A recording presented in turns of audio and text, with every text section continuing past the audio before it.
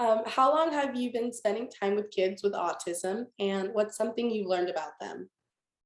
I realized that I have a really strong love for them when I was about 14. There was a girl in my youth group, and I got really close with her. And then all throughout high school, I got close with some of the other kids. And about junior year, so for the past 2 years, I've been hanging out with them more, like outside of school, and just making it a goal for me to like at least see them once a month. And something I've learned about them, specifically with the girl, her name is Riley. She's kind of more shy, and it took me to get a little closer with her for her to actually open up to me, and ways that you can do that is just, like, relating to their interests and complimenting the things that they like. They'll open up to you. Oh, okay, cool. Next question. Do you realize when they start to isolate themselves? And if so, what do you do about that? Basically, like I said before, when they start to isolate themselves, they'll usually get a little, like, fussy or kind of, like, make you feel like they don't like you. That was something that was, like, hard for me because I was like, "Oh," like, in the beginning, I was like, "Oh, they don't like me," but for some of them, but, it just means that they're usually either just, like, shy or just having a moment, so, like I said before, just try to, like, relate to them and talk about things that they're interested in and just, like, pretend even if you don't like it, just pretend you do, and it'll get them talking and opening up to you. Cool. Do you have like a specific moment right now where you can think of where they were kind of like closed off and like you try to relate to them? There's this one boy, in my high school, my old high school. There was this one time where he was getting in a really bad mood because sometimes they just kinda act like they hate you for no reason, and, um, one thing I did was I started singing one of his favorite songs that we'd always sing together, and that got him out of it. It's just something that they're interested in once again. Okay, cool. Next question. What is one goal when spending time with these kids? Um, I think my biggest goal when I hang out with them is obviously I can't see them all the time. Like most of them are still in high school because they're usually like a lot of them are a year younger. So I can't always see them. So when I do see them, I just like to make sure that they know how much I care for them, and um, they just feel like I haven't forgot about them.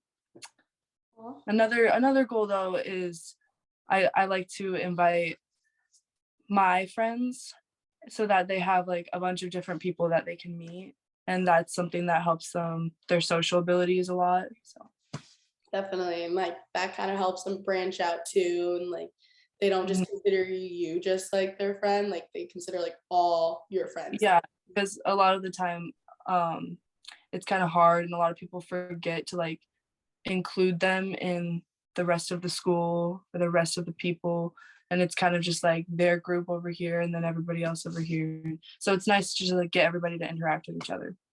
Definitely. And then last question. How has involving and including students with autism affected their high school experience and in what ways? So last year for prom, I actually asked, like, one of my best friends, Zion, who has autism, and we went to prom together, and it was so much fun for him. It was one of his favorite nights, and it was really cool for him to be around, like, a big group of my friends too, and it just made him feel super loved, and it was a great night for him. Aw. Mhm. Okay, and lastly, have you seen any differences or growth within them from like the start of hanging out with them till now? Yeah, over the past few years, I've noticed a lot of growth with how much they can open up to me. Ways that I got them to do that and ways that help them with that is just by I think it's really important to, like, recognize little comments they make, and it might sound unimportant to you, but to them, it's probably something they're really interested in and something they really like. So, just to make sure that you recognize their interests is really important because then you can talk to them about it, relate to them, and they will feel noticed and they'll open up to you naturally. Mhm. Do you have any examples you can think of about that? Um, So my friend Zion, like, we went to Universal Studios and we were looking through, just buying something in one of the shops, and I noticed him um pointing at something, and I was like, oh, that's kind of like really expensive. And then he was like, oh, okay, it's okay, like I'll get this one. And I was like, just like recognizing that like that was something that he liked over here though, and then being able to just like know that for future situations and know that I can get him that for next time. And then I do that, and it helps him to open up to me and feel closer to me. And yeah.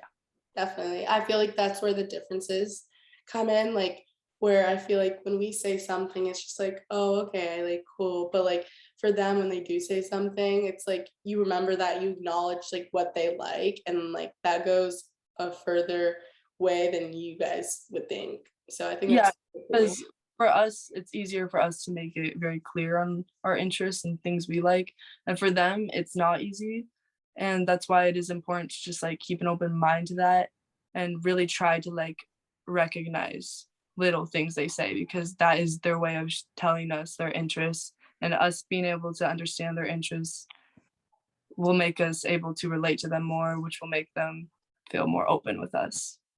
Definitely. Okay, I appreciate you doing this Mhm. interview with me. Thank you, JC. Thank you for asking me. Bye.